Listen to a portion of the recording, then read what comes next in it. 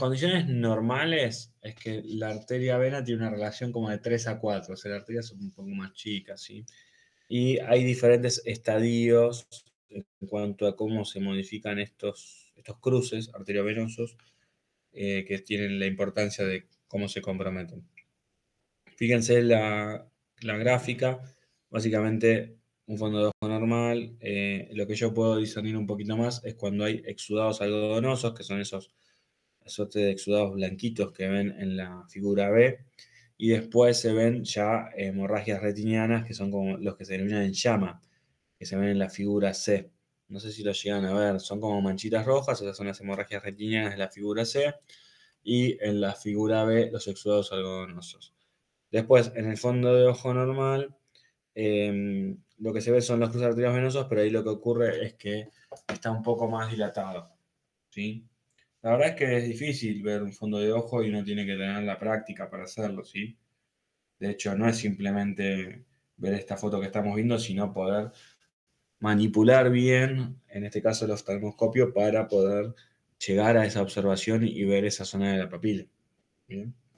Tengo una pregunta. ¿Cada cuánto hay que hacerse fondo de ojo? Un paciente Y hipertenso. en el control, vos decís en el control de un paciente hipertenso, Sí, bueno, en primer lugar lo tendríamos que hacer en cada situación de urgencia, sí, pero ¿sí? ponerle ambulatorio, un paciente que es hipertenso. Medicado, Mira, ¿cada cuánto hay que hacerlo? o sea, cada cuánto tú das, cada cuánto estás Sí, estandarizado. En primer lugar, si claro. tiene mala evolución, tendrías que hacerlo, pero lo Ujú. habitual es que sea anual o bianual. Ok, ¿Sí? listo. En lo Anual. particular, o sea, ¿qué es lo que recomienda la Sociedad Argentina de Cardiología? No lo sé exactamente. Ok, Pero anual o bianual es suficiente para poder ver el fondo de ojo como screening. ¿Bien? ok. Gracias. También se pide en el paciente diabético. El paciente Sí, eso diabético sabe. es un indicador justamente o podemos decir, más que un indicador, un pronóstico o un predictor de la insuficiencia renal. Porque cuando Ujú. vos ves estos pequeños vasos y empiezas a encontrar alteraciones, tenés una referencia de lo que está pasando en el caso del diabético en el riñón. ¿Sí? Ok. La evidencia de retinopatía hipertensiva o de retinopatía diabética tiene importancia en cuanto al pronóstico. Bien. Y en el caso particular de hipertensión, en la emergencia hipertensiva podría ser un determinante para poder saber si estamos frente a una hipertensión maligna o no. Gracias. Muy bien. Esperen que ahí se está conectando alguien más.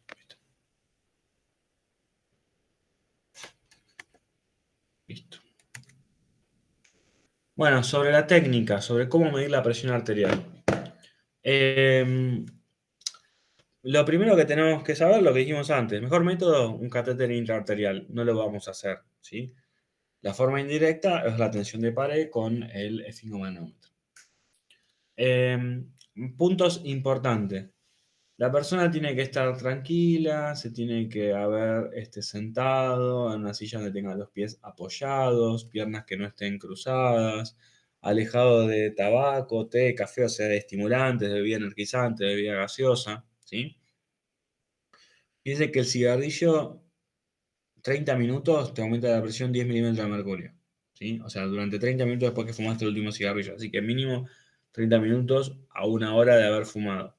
Haber orinado bien, no tener la vejiga llena y atento a los medicamentos que pudieron haber utilizado porque alguno de ellos puede ser causa de hipertensión. La mano tiene que estar relajada, apoyada sobre una mesa, a la altura del el brazo del nivel del corazón y en pronación, o sea, extendida, ¿sí? No sé si agregué una foto en la filmina, creo que no. Igual en todos lados van a encontrar las recomendaciones de la correcta toma de presión arterial. No, foto no agregué. Bueno, una vez que se va a hacer la medición, lo que tenemos que hacer es colocar el brazalete. De la altura del pliegue del codo dejamos 2 traveses de dedo, se coloca un manguito adecuado, ¿sí? Cuando digo adecuado, hago una observación especial en pacientes muy delgados, en pacientes obesos, ¿sí?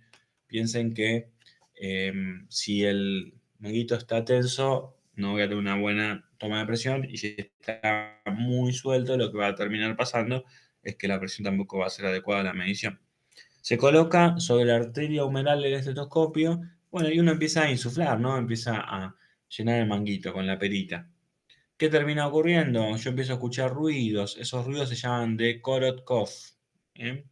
Y lo que tenemos que tener en cuenta que tenemos ruidos que se escuchan al inicio, luego se dejan de escuchar y después escuchamos cuando vuelven a aparecer. Los ruidos de Korotkov tienen distintas fases, ¿sí? En primer lugar, voy a escuchar ruidos que tienen que ver con la fase inicial. Cuando yo ya llené el manguito, no escuché ningún ruido, empiezo a desinflar. Los ruidos iniciales son fase 1, fase 2, después tienen como una cresta, entonces la gente lo escucha mucho más fuerte y piensa que esa es la presión, no, atentos que es lo que pasó antes, y luego se atenúan hasta no escucharse más. Cuando no se escucha el último sonido es la presión diastólica, ¿sí? ¿Practicaron esto?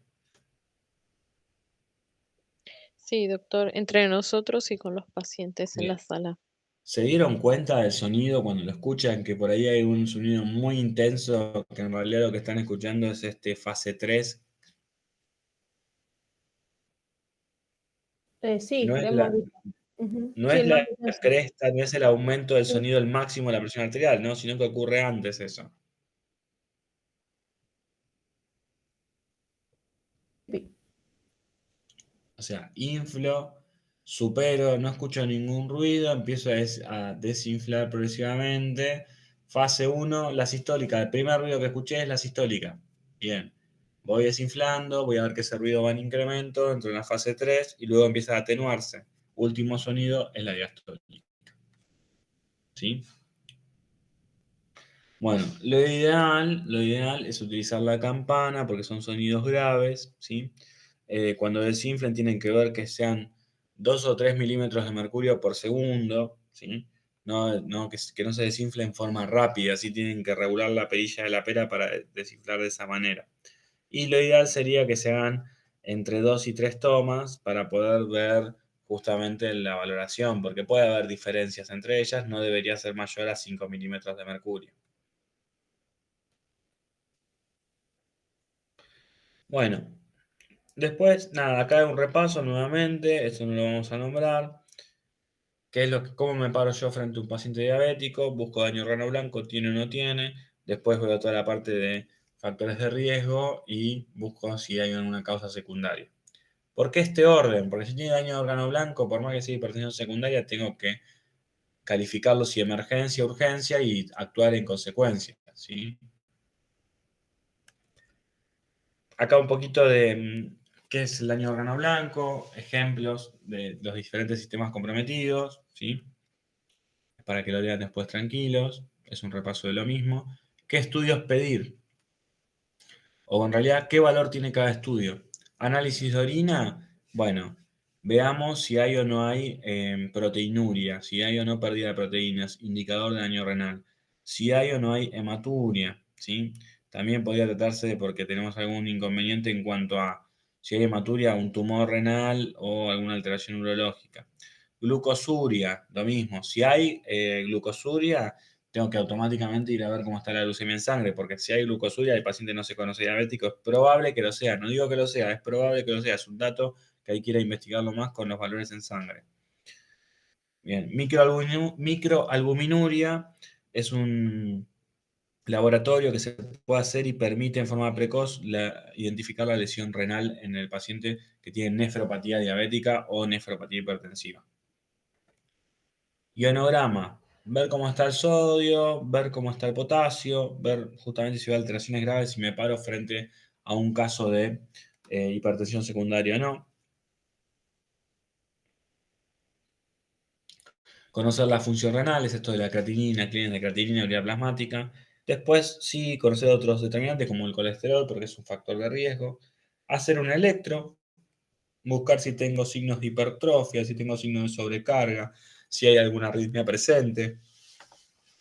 Si ya tengo el electro y bueno, estamos en el control ambulatorio, no estoy frente a una situación de emergencia hipertensiva, no es una urgencia hipertensiva, bueno, le pido un Doppler cardíaco, el ecocardiograma, ¿sí? Para ver si hay agrandamiento ventricular, por ejemplo, que es lo clásico de la hipertensión no controlada. Le pido un Doppler de vaso de cuello, lo mismo para ver si hay compromiso de enfermedad vascular. Doppler de las arterias renales, como hablamos antes, para ver si hay enfermedad vascular renal.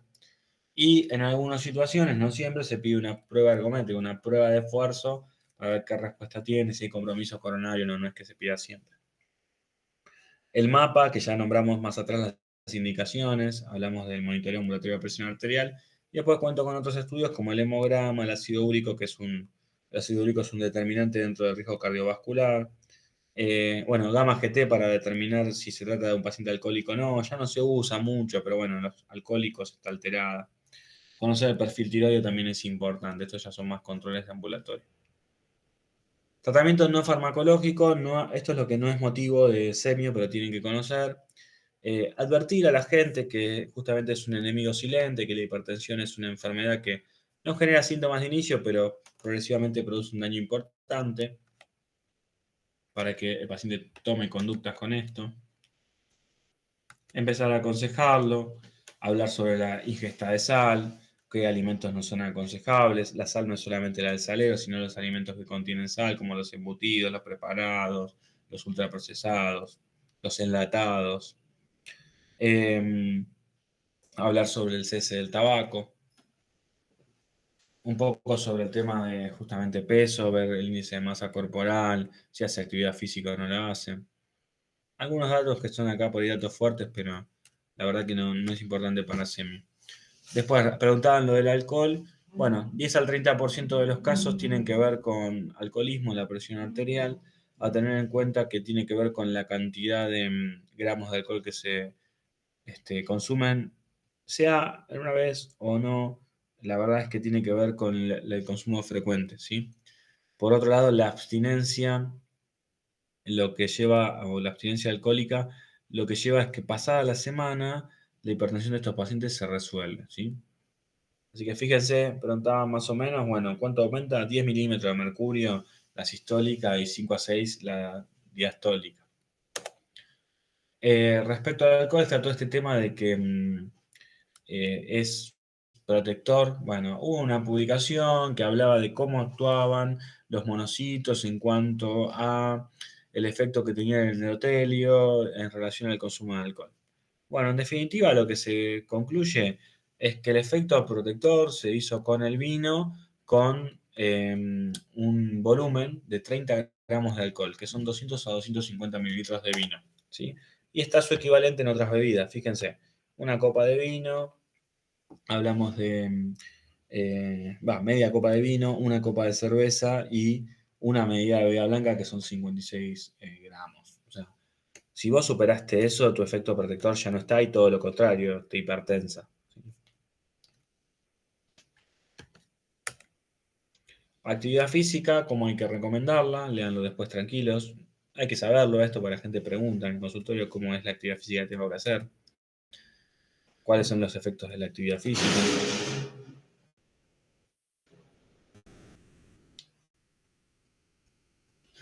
Cuál es aeróbico, cuál es anaerobio, lo que hay que hacer en cómo distribuir el tiempo, ¿sí? La regla es esta, 50 minutos por 3, 150 por semana, ¿sí? Y cómo distribuirlos. Después, el JNC es el Joint National Committee, es básicamente un grupo de expertos que se reúnen en Estados Unidos, si no me equivoco, para determinar o poner las determinantes para el tratamiento de la hipertensión. Se habla un poco de que no tiene que ser una dieta totalmente sin sal, sino baja en sal como tratamiento protector, ¿sí? Y es lo que se conoce como dieta DASH. Está muy lindo para el primer mundo, pero nosotros a nuestra población le decimos, bueno, puede comer hasta 6 gramos de sal, que son 2,3 gramos de sodio, no lo entienden y es un desastre, ¿sí? Así que la recomendación general es dieta sin sal, pero bueno, sepan que está este estudio, que estas dietas tienen un límite de sodio y ojo también porque incluyen el sodio que está en los productos ya elaborados. Yo recién dije, enlatados, por ejemplo, tienen mucha sal. El tabaco, obviamente, siempre hay que tratar de suprimirlo. La vasoconstricción que provoca la nicotina, no está claro si los parches de nicotina también lo provocan, pero en definitiva hay que plantearse una cesación de tabaco en el paciente hipertenso. Siempre hay que tener presente los 5 pasos para lo que es la cesación de tabaco, que es esto de las 5A. Si lo buscan son básicamente informar, adecuar, explicar, advertir riesgos y tratar de que el paciente tabaquista tenga el deseo de dejar de fumar para que la terapia sea efectiva. Hagan un poco de relajación muscular. Esto tiene que ver sobre todo porque el estrés hoy se propone uno de los principales determinantes de la hipertensión arterial esencial o primaria. Y bueno, estas son las prácticas que están avaladas para poder controlar ese estrés, ¿sí? Porque sobre esto también hay mucho de medicina alternativa que justamente no la critico, pero tampoco la practico y lo que está demostrado es esto como tratamiento para el estrés. ¿Qué importancia tiene? Bueno, todas estas prácticas que llevan a disminuir el estrés tienen menos catecolaminas plasmáticas y eso lleva a menos tensión arterial. Fíjense esto, estilo de vida, tratamiento no farmacológico, ¿sí? Es incluso más importante que el farmacológico para la hipertensión. Siempre hablando de esencial o primaria, si es secundaria hay que corregir la causa.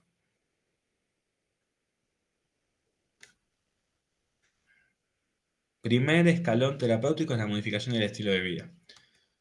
Bien. Y a tener en cuenta, acá lo calificamos como grupos. Vieron que hablamos del grupo que era de bajo riesgo, moderado riesgo y alto riesgo, que tenía que ver si tenía o no enfermedad cardiovascular o si tenía o no factores de riesgo y si era o no diabético. Bueno, la duda es, yo a todo el mundo le voy a dar estilos de vida, ustedes ya lo vieron, ya lo aprendieron, ya lo pueden recomendar. Ahora, ¿a quién le voy a dar drogas? ¿A quién le voy a dar fármacos? Bueno, en el grupo que tiene bajo riesgo, estilos de vida y nada más voy a proponer modificar. En el que tiene moderado riesgo, salvo los diabéticos, le voy a proponer modificar el estilo de vida hasta un año los bancamos, ¿sí? Y vemos qué tal. Si no, 6 meses los recontrolamos. Si no mejoran, tenemos que darle drogas, tenemos que darle tratamiento farmacológico. Y el grupo de alto riesgo, no hay dudas, ese grupo hay que darle medicamentos. Educación del paciente y educación de la familia. Todo esto es muy de psicoterapia, pero es parte del tratamiento también. Formar al paciente, explicar los factores de riesgo, a qué se enfrenta, qué riesgos tiene. Un resumen de lo que es el tratamiento no farmacológico. Y una mención al tratamiento farmacológico. Sé que no es parte de medicina interna, pero tenganlo presentes. Hay miles de herramientas antihipertensivas y van cambiando a lo largo de todas las guías que se proponen. Hay que adecuarlo también a cada caso. La gente no es solo hipertensa, es hipertensa y diabética, es hipertensa e insuficiente renal, es hipertensa y ha tenido un infarto. ¿Bien? Entonces hay que buscar la mejor herramienta. O es hipertensa, pero es joven y desea embarazo. O es hipertensa y es joven y no lo desea. Tengo medicamentos que le puedo dar a uno, medicamentos que no puedo a otro. O es hipertensa y embarazada. Bueno, una pasada rápida de las herramientas que tenemos. Diuréticos, habitualmente los que excretan sodio, beta bloqueantes, y ECA, que son los inhibidores de la enzima convertidora de angiotensina, que ustedes ya saben que el sistema renina-angiotensina es determinante para la hipertensión, o sea que si hay un inhibidor de esta enzima es útil para tratar la hipertensión. Los ARA2, que también actúan bloqueando el sistema, actúan en el receptor ARA2. Lo mismo. Después tenés bloqueantes cálcicos, producen vasodilatación periférica. Algunos alfa bloqueantes tienen efecto también. Y bloqueantes centrales, alfa-metilopa es el clásico del embarazo, es el que está aprobado y utilizado y recontraaprobado. Fíjense, había mucho más de fármacos, no quise agregar mucho más. Es solamente para que los tengan en conocimiento, porque ustedes van a la sala y el paciente les dice que toma todo esto. Bueno, sepan a qué grupo de fármaco pertenece la medicación para entender más o menos dónde va actuando. Después lo van a pulir más en fármaco todo esto. Bien, dudas, preguntas, consultas. No, yo no.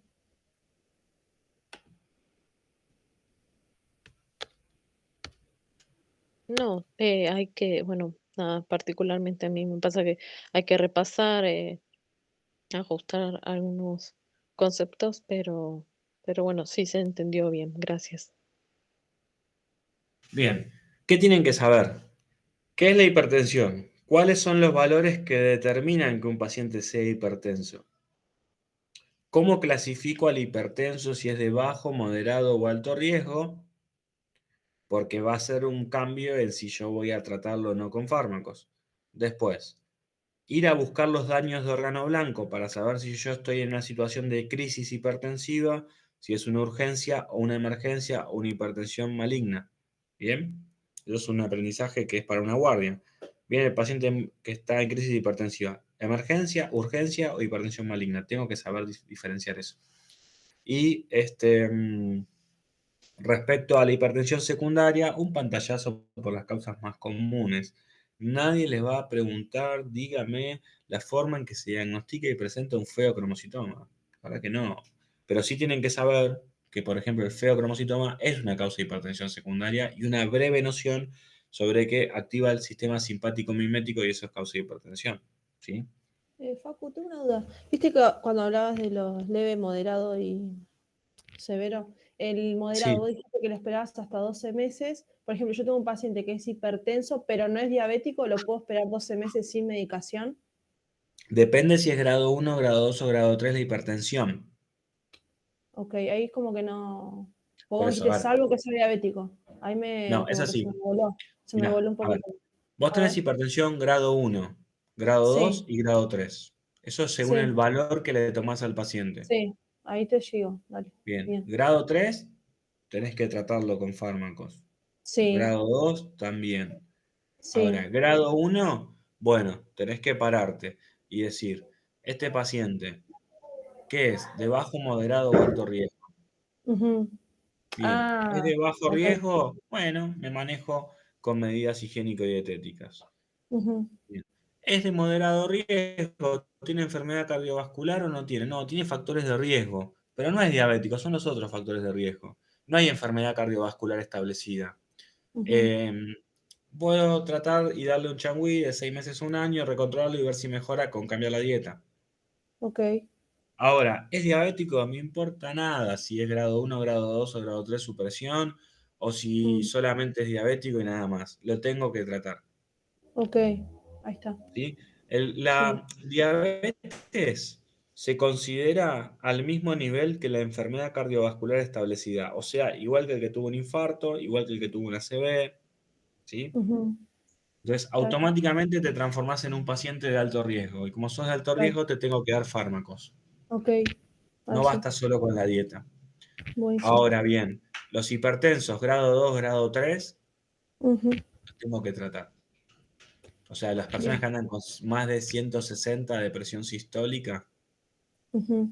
esperen que busco el cuadrito si les queda. Sí. Eso los tengo que tratar. Lo que puede ocurrir a veces, que los empezás a tratar, después mejoran la dieta y vas retirando fármacos y después quedan solo con dieta. Sí. Vos mejoran con el tratamiento. Bueno, acá está la filmina, ¿la ven o no la ven? Yo no sé No. si. Esperen que comparto la No, ya no pantalla. está, no aparece. Ahí les comparto el PowerPoint. Ahí está. Ahí sí se ve, sí. Sí, Entonces, doctor. prehipertensión, ni hablar que le doy medidas dietéticas. Hipertensión, grado 1, grado 2 o grado 3. Grado 3 no está ahí porque ya vamos para crisis hipertensiva. Más de 180, más de 120. ¿Sí? Bien. Sí. O sea, ya el grado 3 es crisis hipertensiva. Entonces ahí me Ujú. paro y digo urgencia o emergencia. Grado 2 lo tengo que tratar con fármacos. Grado 1 puedo pararme y pensar. ¿Es un grado 1 de bajo riesgo? ¿Es un grado 1 de moderado riesgo? ¿O es un grado 1 de alto riesgo? Y ahí Ah, decido. está bien. ¿Es Claro, grado eso 1? claro, está dentro del grado uno. Ok. Sí. Y sí, Está porque el perfecto. grado 2 lo tenés que tratar siempre. Sí, está bien. Después que lo acomodaste, puede que una persona grado 2 la pueda llegar a manejar solo con dieta, pero primero no puedes dejarlo con Sí. más de Sí, sí. 160 de presión sistólica Ujú. sin un fármaco. Está bien. Genial. Toda esta determinación está hecha en función de 3 tomas de presión arterial en diferentes visitas, ¿sí? Okis. Bien. Creo que ustedes tienen que tener bien en claro, entonces primero es qué es crisis y qué no es crisis hipertensiva. La crisis tiene una conducta aparte. Lo que no es crisis, bueno, lo ubico en estos lugares y ahí decido, establezco grados de riesgo. Con grados de riesgo decido dieta o dieta y fármacos. Okis. ¿sí?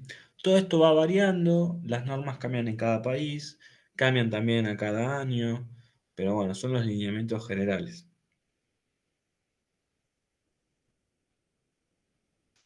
Cuando yo les di la filmina esa parte, les dije, miren que prehipertensión está todo muy lindo, pero el diabético, el valor de corte no es 140-90, es 130-80. El diabético que tiene 135-85, pongamos, le corresponde tratamiento para hipertensión. Bueno, gracias, Facu. Yo ya me saqué mis dudas. Bueno, muy bien. Dudas, preguntas, nos consultan o estén en la sala lo preguntan también. Lo hablan con Isabel. Puede que Isabel, por ejemplo, plantee otros criterios en base a otra sociedad, porque eso puede ocurrir. Pero no se va a cuestionar por eso o desaprobar a una persona. ¿Sí? La persona que desaprueba es la que dice que una persona con 200 de sistólica la mando a la casa a tomar enalapril a comer tinsal, por ejemplo. Porque no pudo identificar una crisis hipertensiva y mucho menos calificar en emergencia o urgencia, ¿se entiende? Sí. Muy bien.